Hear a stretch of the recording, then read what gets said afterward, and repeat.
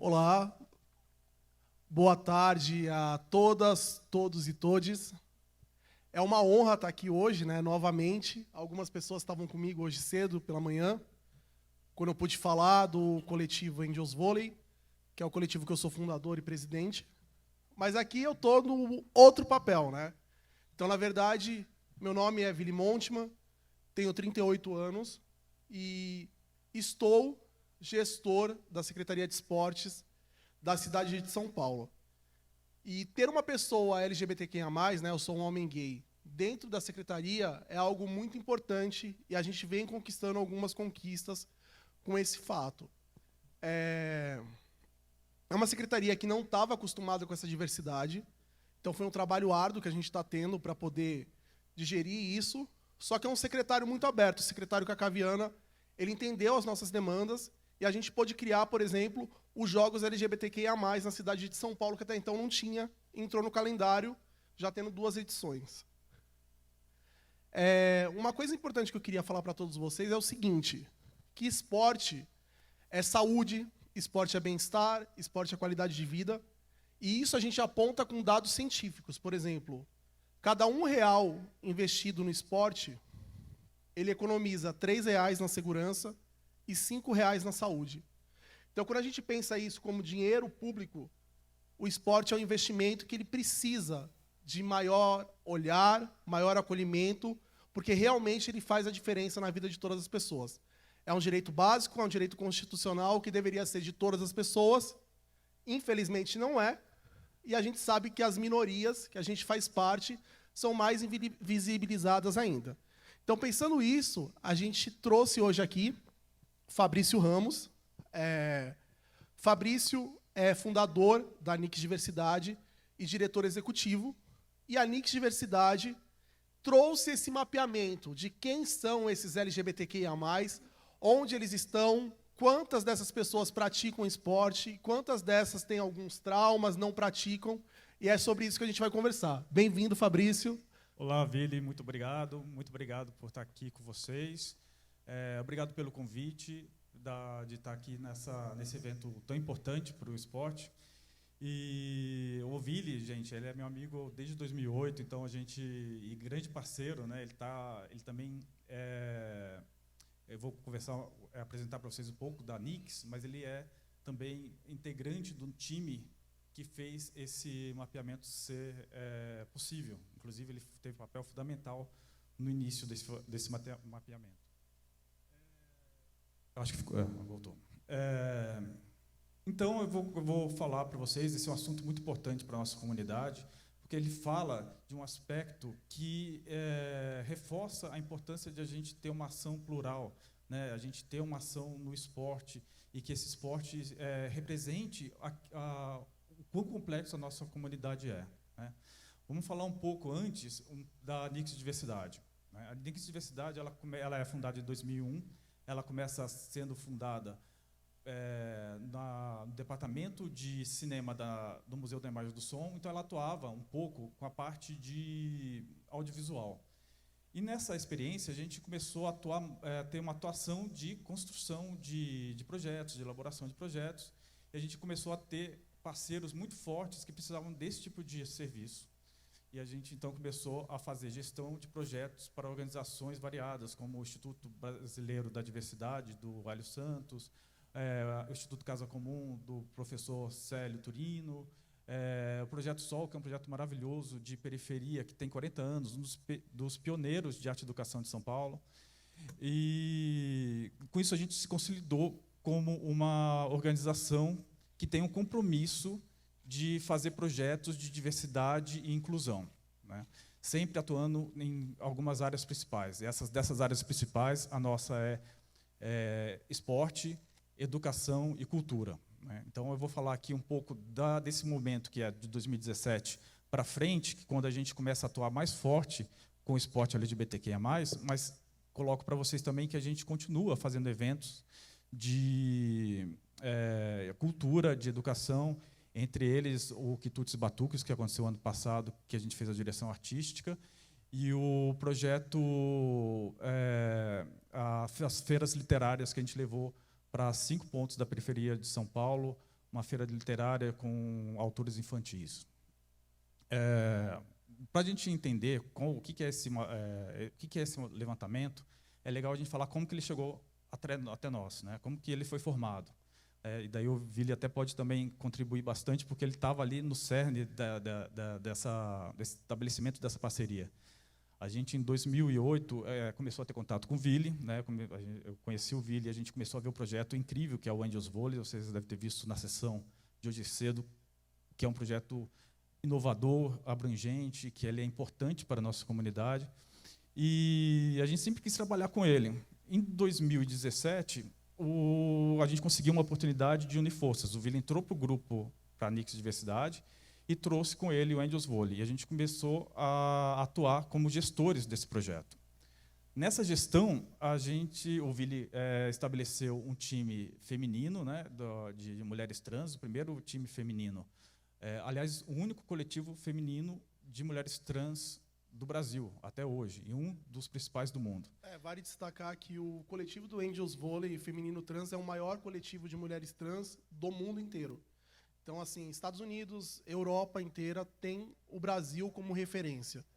Tanto em termos de organização, como em termos de oportunidade social. A gente transforma a vida dessas meninas dentro e fora das quadras, trazendo capacitação profissional, trazendo empregabilidade, trazendo carga estudantil, né, graduação e tudo isso. Então, na verdade, virou uma corrente, é um projeto que virou uma referência.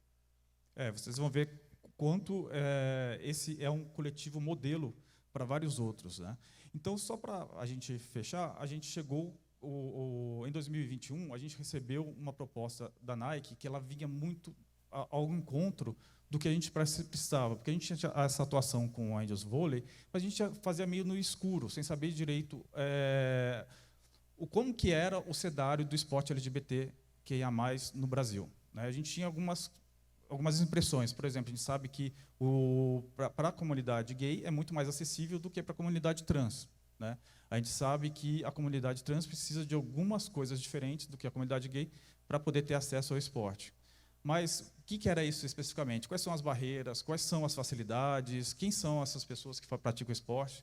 Então, a Nike pediu para a gente fazer, ela deu um presente para a gente, ela falou assim, façam uma pesquisa sobre a relação da comunidade LGBTQIA+, com o esporte. E, juntamente com essa pesquisa, façam um levantamento dos coletivos que existem e também permitiu que a gente pegasse essa atuação que a gente tem com o Angels Volley e levasse para mais dois coletivos super pioneiros também.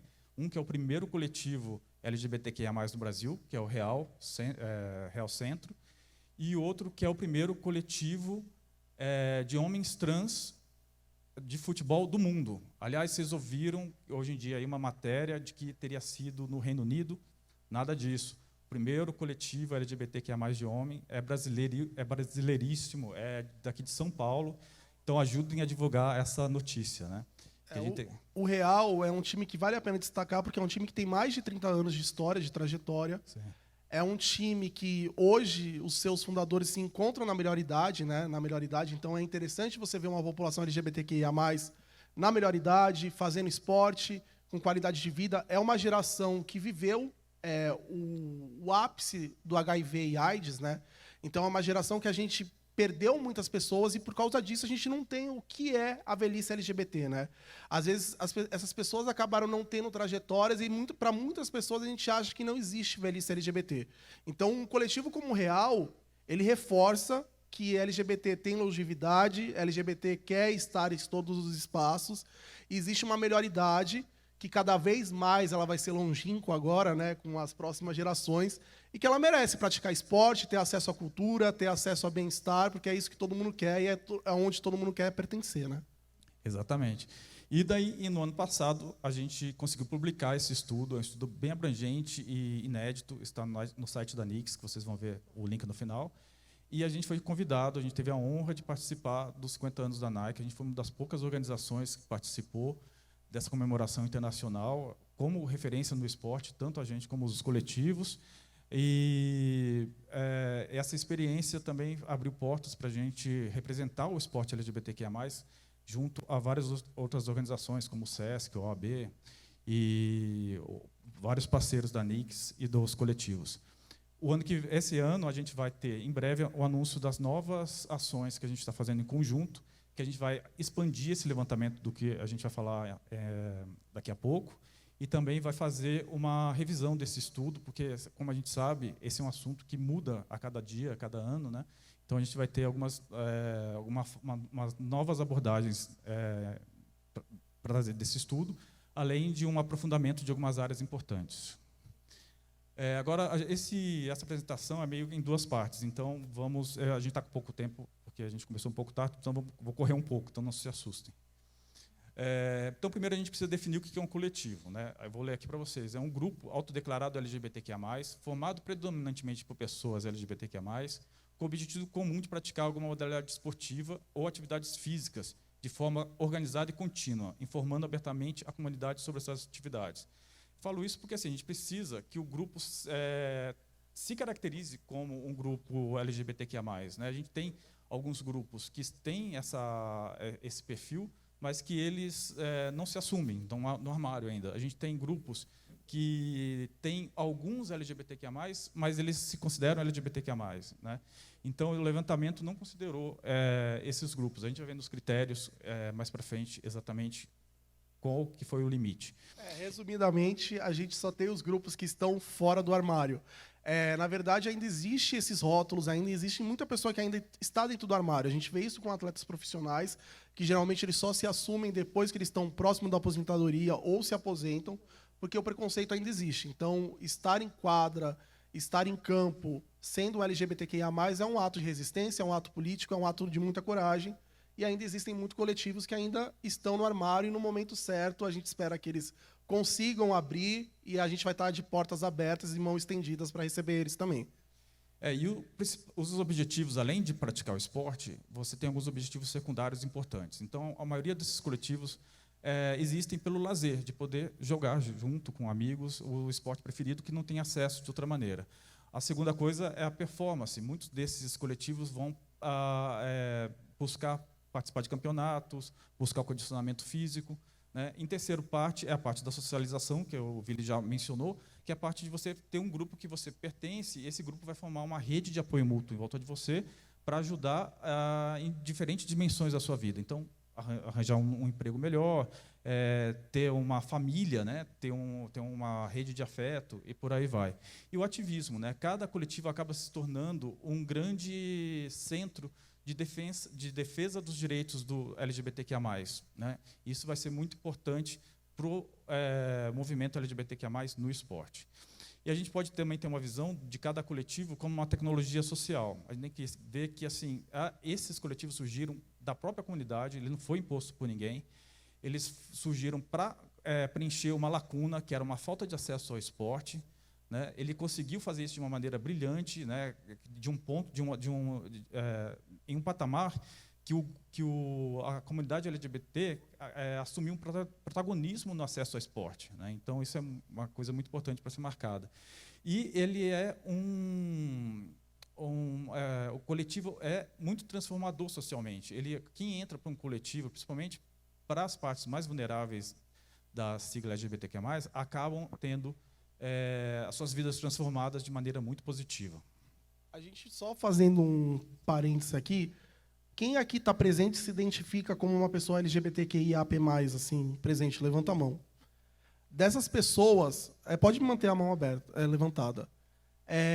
Quem dessas pessoas, durante a aula de educação física, sofreu algum tipo de bullying, algum tipo de perseguição, algum tipo de ridicularização, e isso fez você se afastar do esporte? Por exemplo, você ir para o gol e ser um saco de pancada, as pessoas não permitirem que você jogasse, tirasse sarro de você. Mantenha a mão levantada essas pessoas que sofreram esse tipo de rótulo. Essas pessoas são pessoas que não tiveram acesso ao esporte, porque o esporte virou um trauma. A aula de educação física virou um verdadeiro tormento na vida dessas pessoas.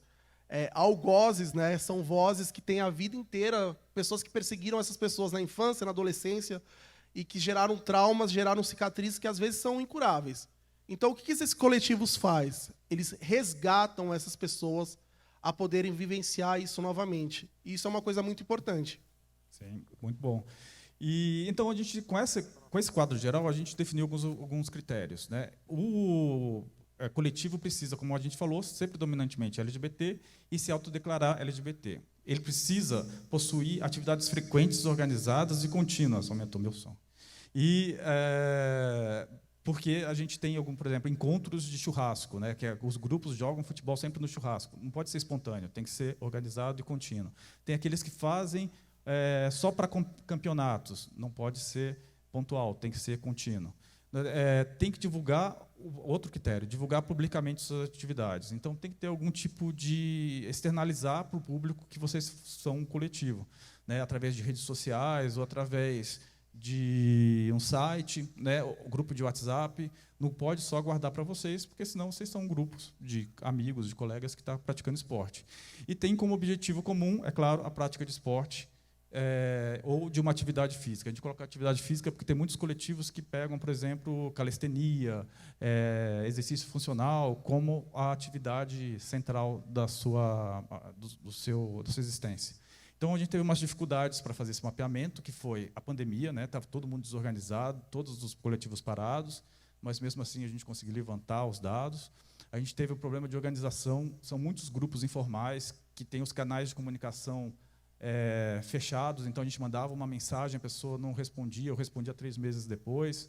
Né, isso vai ter um impacto que a gente vai ver mais para frente. E vulnerabilidade. Né? Nós somos uma comunidade vulnerável, como o Vili estava falando, que então a gente entrava em contato com alguns coletivos e eles queriam, mas por que vocês estão entrando em contato comigo? Por que o que eu vou ganhar de vantagem nisso? Né? Então, a gente tinha que fazer um convencimento da importância de fazer parte desse levantamento, de ter os seus dados junto com os demais coletivos. Daí a gente tem, quando vocês entrarem lá no nosso site, você vai ver uma classificação, né, básica. Né, são 3 filtros que você pode encontrar exatamente o coletivo que é perto de você, da modalidade que você gosta, e com pessoas que se identificam como você. Né? Então, você tem a localidade, você vai ter pelo menos a cidade e o estado, mas pode ser talvez que tenha o bairro. Você tem a modalidade esportiva, né, ou a atividade que o grupo se reúne em volta. E você tem o perfil, né, que pode ser bem abrangente, LGBTQIA+, ou pode ser gay, lésbica, trans. Né, a gente vai ter aí mais ou menos essas 4 principais grupos, né? E os bissexuais às vezes são identificados juntos com um desses grupos. Esse é mais ou menos o que você vai encontrar lá no site quando você entrar. São esses quadradinhos onde você vê aí um contato, o endereço quando a pessoa disponibiliza, a página no Instagram que a gente usou, que é a rede social que os grupos mais usam. Né? Então, e assim, por que é importante esse mapeamento? Né? A questão principal é a segurança. Você ser LGBTQIA+ no Brasil não é seguro. A gente vive num país que mais mata a nossa comunidade no mundo inteiro. Existe uma perseguição. Se a gente pegar os dados e os números, a nossa população vive uma guerra civil. A gente sai na rua sem saber se vai voltar para casa. Quando a gente é gay, tem uma passabilidade alta, é um gay padrão heteronormativo, cisgênero, branco, de classe média social, média, alta, a gente tem N privilégios da passabilidade. Agora, quando você é um gay afeminado, uma lésbica mais masculinizada, uma pessoa trans, uma travesti, uma pessoa não binária, essas pessoas, quando saem na rua, elas têm que ter um ato de coragem gigantesco, que é 10 vezes maior do que os nossos. Se hoje a gente teve muitas conquistas, foi porque essas pessoas estiveram na linha de frente nos principais momentos. E muitas dessas pessoas tombaram, muitas dessas pessoas caíram, muitas dessas pessoas morreram. Então, a gente merece e tem que estender tapete vermelho para essas pessoas. Então, quando a gente cita a vulnerabilidade, é a população trans e travesti que, às vezes, não tem acesso a onde jogar. A maioria dos times, eles procuram lugares públicos e, às vezes, o poder público não dá esse acesso a eles. O próprio Meninos Bons de Bola, que é um dos nossos parceiros, foram escorraçados várias vezes de lugares por conta de transfobia. Vamos continuar, porque tem mais umas coisas interessantes e a gente está com o tempo se esgotando, mas essa é a segunda parte que a gente vai falar dos resultados. Em quadro geral, Atualmente, a gente tem 65 coletivos cadastrados de várias regiões, né? A gente vai ter mais 38 coletivos em cadastramento por causa dessas dificuldades que a gente falou, de ter que entrar em contato. A gente manda um formulário um pouco extenso, né? Apesar de ter poucos dados no coletivo, a gente pergunta quem é o responsável, quais são os dados do responsável, qual é o histórico do coletivo. Então, vai mais que dobrar, não, vai ter mais que mais do que o dobro atual em breve cadastrado. Daí nós temos 25 modalidades, as duas principais são o vôlei e o futebol, né? Como a gente vê, usualmente também são as modalidades prediletas da comunidade, mas não necessariamente as únicas, né? A gente vê que muitas modalidades individuais não formam ainda coletivos.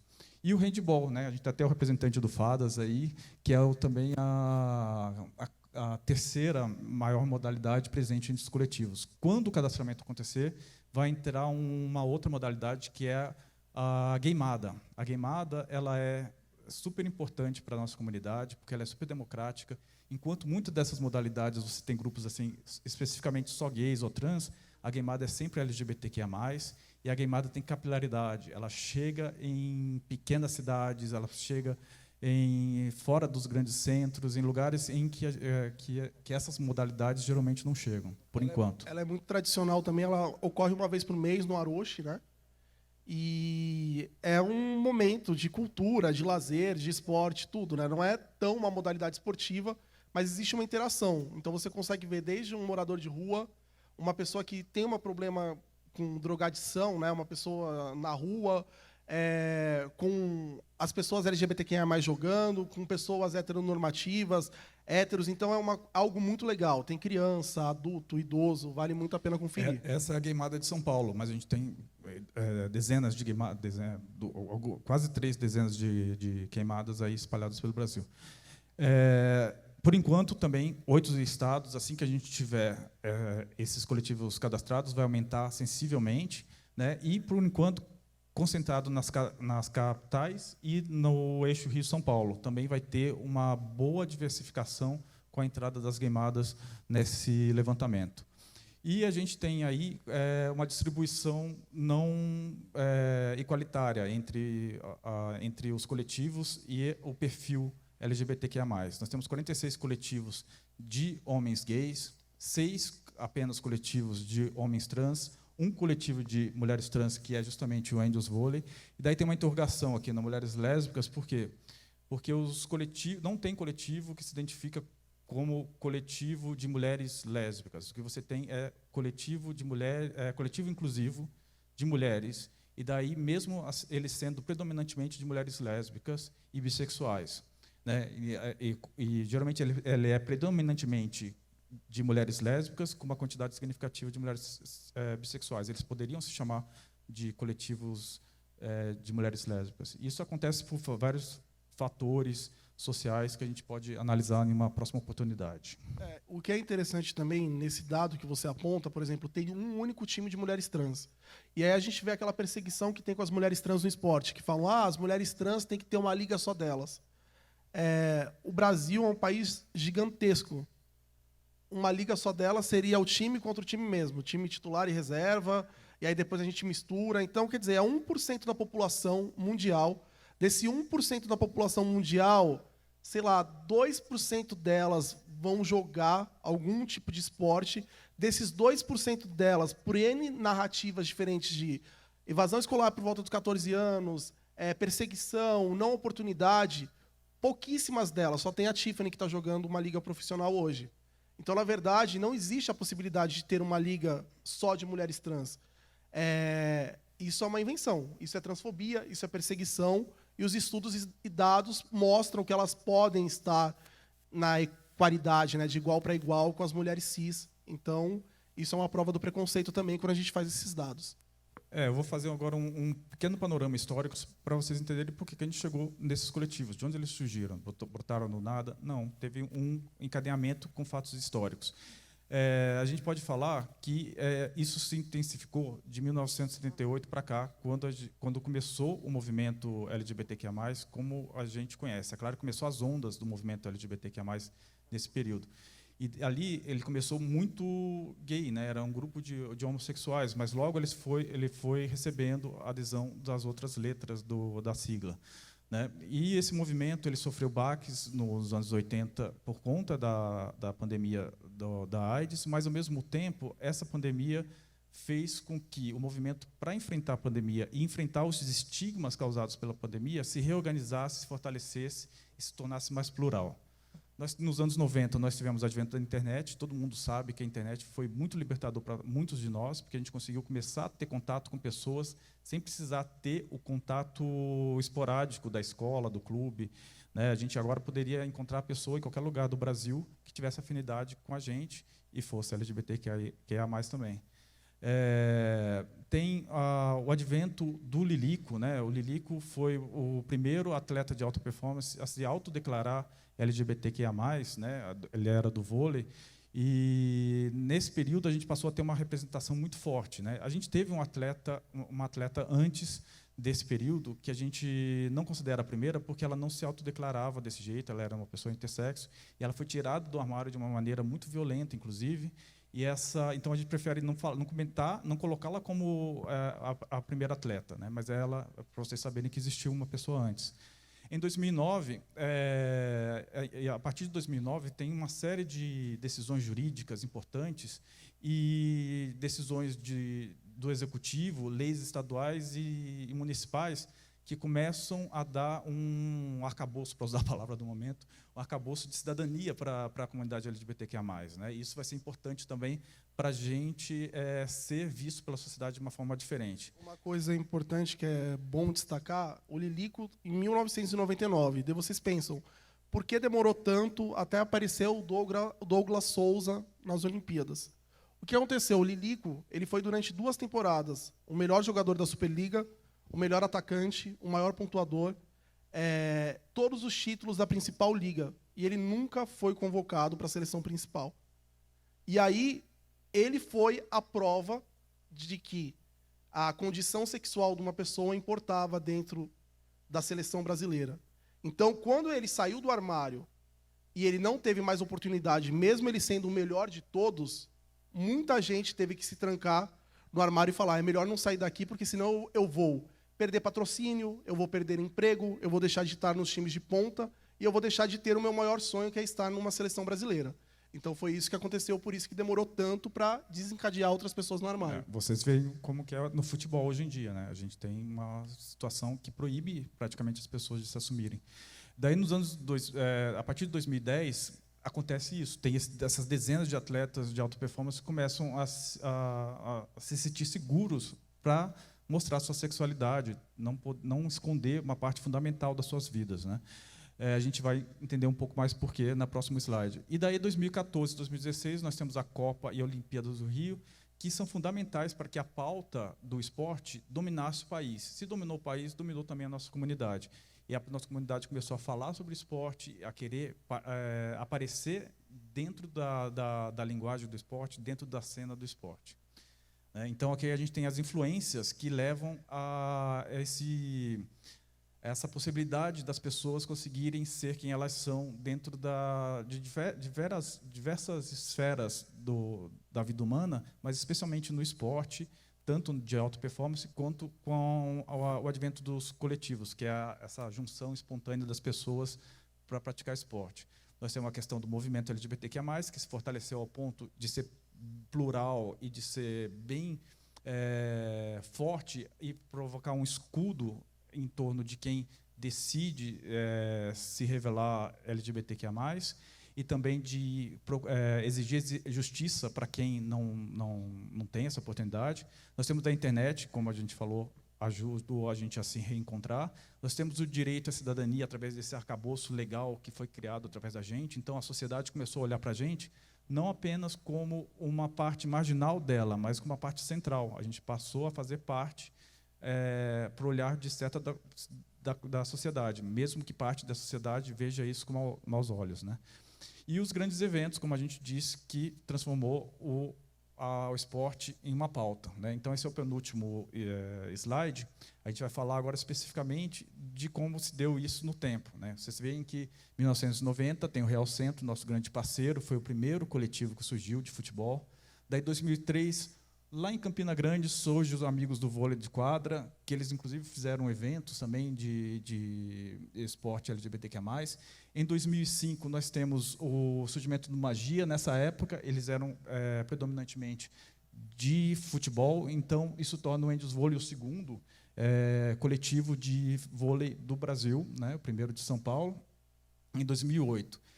Nesse período, nós temos 4, né, coletivos, né? Depois de 2015, até um pouco antes, 2014 começou, mas 2015 começou com força, surgiram dezenas. E principalmente nesse período, 2015, 2017, que está realmente relacionado com os grandes eventos, né? Foi o momento que a gente foi chamado para vir e a gente aceitou o desafio. Na verdade, quer dizer, não foi a gente foi chamado, a gente se chamou, a gente falou, nós vamos lá e vamos fazer acontecer.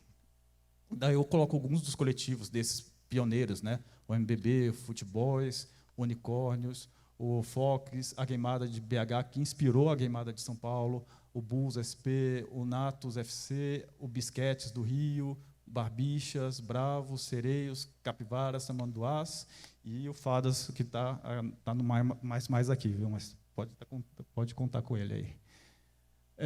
E daí, para onde nós vamos com os coletivos, né? Os coletivos eles vão continuar desenvolvendo, vão continuar crescendo. A gente pode comparar um pouco com o que acontece fora do Brasil, então a gente sabe que isso vai também ter um desenvolvimento positivo. Como isso se dá? Muito pelos eventos, né? Nós temos aí grandes eventos. Quer falar um pouco dos grandes eventos? Sim, os eventos LGBTQIA+, hoje eles se tornaram um grande mercado de turismo, mercado de acesso à cultura. Então, por exemplo, as ligas, ela movimenta. Por exemplo, eu posso falar com o embasamento da última Copa Angels, eu trouxe 24 equipes do Brasil inteiro, teve mais de 500 atletas, fora o público presente. Então, assim, foram 3 dias de jogos, onde a gente tinha, por dia, uma circulação de mais de 1.000 pessoas por dia. E durante o ano tem vários campeonatos. Então, a gente pode destacar a Liguei, né, que é a do futebol, o Gay Prix de vôlei, a Liga Trans, que vai ser formada agora, né? Os Jogos LGBTQIA+, da SEMI, que é da Secretaria de Esporte, Pride Games 2024, que é uma versão do Gay Games que vai acontecer em Curitiba, é algo semelhante, sem ter o selo do Gay Games. Os Jogos Trans, que vai acontecer esse ano.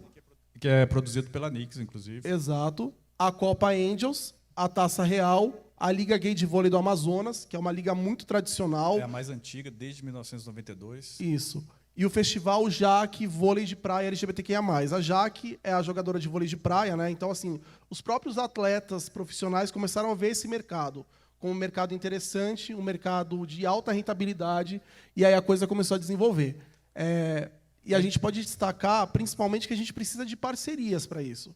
E, às vezes, essas parcerias não são só na parte financeira, às vezes na parte estrutural mesmo, porque muitos desses coletivos fazem tudo na raça, é tudo muito contado. A gente cobra um valor de inscrição, desse valor da inscrição a gente paga a arbitragem, a gente paga o aluguel das quadras.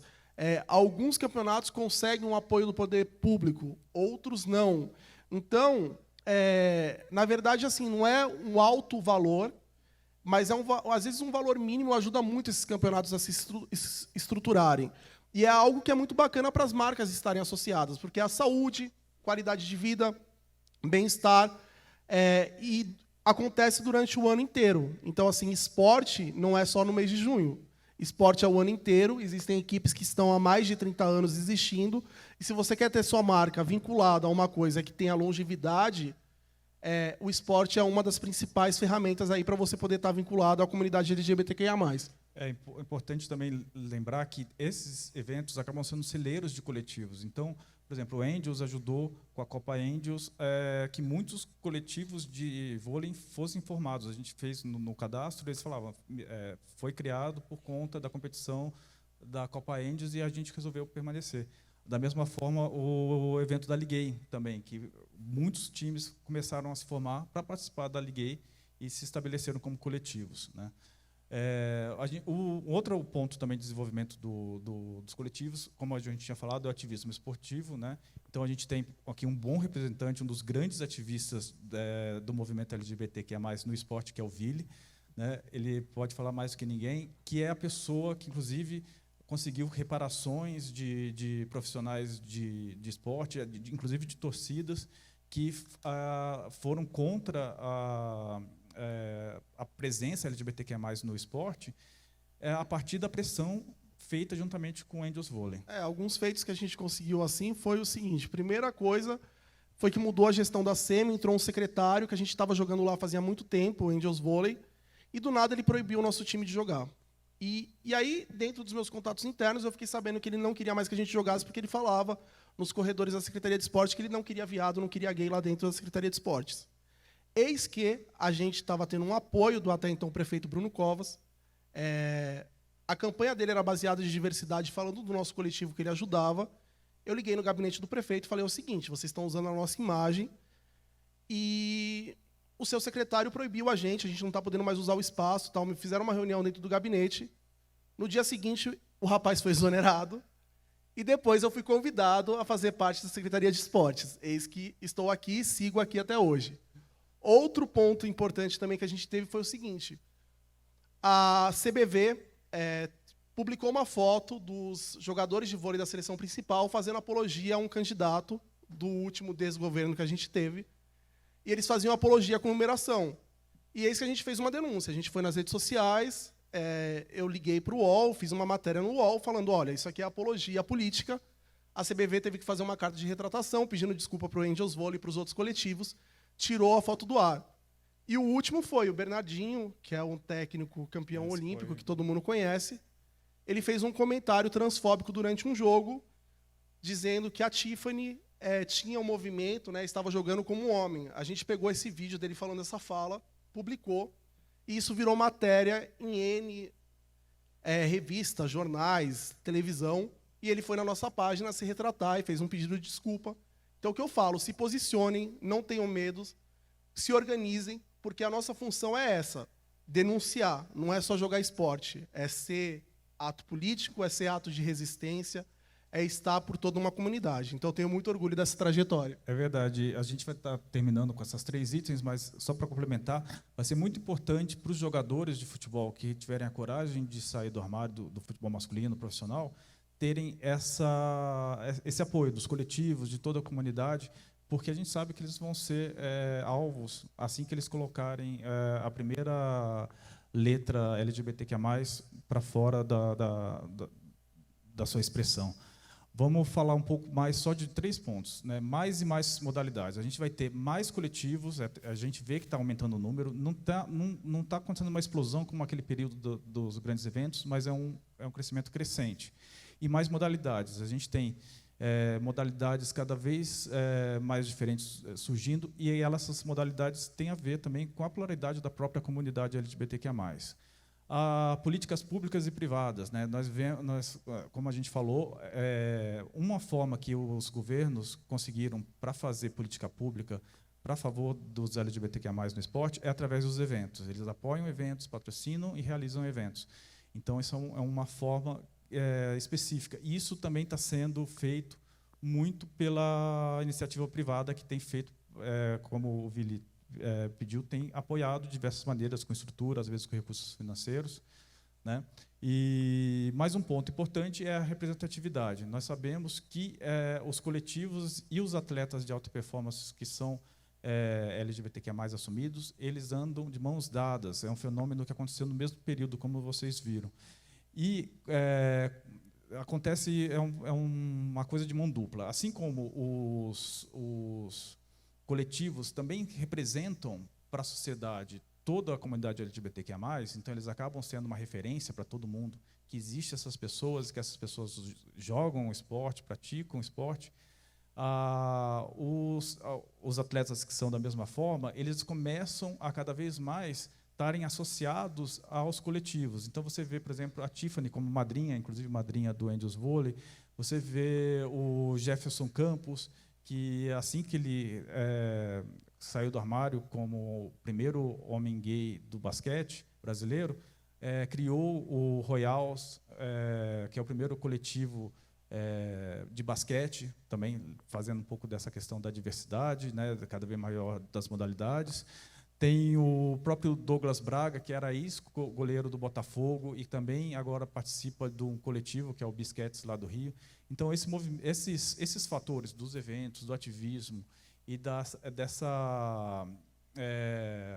desse foco no esporte crescente, que é causado, que é protagonizado pelos coletivos, tende a fazer com que esses cenários cada vez mais se consolide e que a gente tenha aí uma representação mais justa, inclusive dentro dos times cis, né, que os times cis comecem a ter mais pessoas LGBTQIA+ assumidas, né, e que isso seja feito de uma forma respeitosa. Então foi isso o nosso mapeamento, né? Quem quiser saber maiores detalhes, entre em contato com a Nix Diversidade, ou entra no site ou entra no Instagram da Nix Diversidade. Queria te agradecer, Fabrício, pela oportunidade de hoje apresentar esse.